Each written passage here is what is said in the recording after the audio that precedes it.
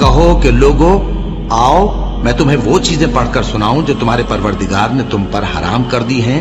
ان کی نسبت اس نے اس طرح ارشاد فرمایا ہے کہ کسی چیز کو اللہ کا شریک نہ بنانا اور ماں باپ سے بدسلوکی نہ کرنا، بلکہ حسن سلوک کرتے رہنا اور ناداری کے اندیشے سے اپنی اولاد کو قتل نہ کرنا،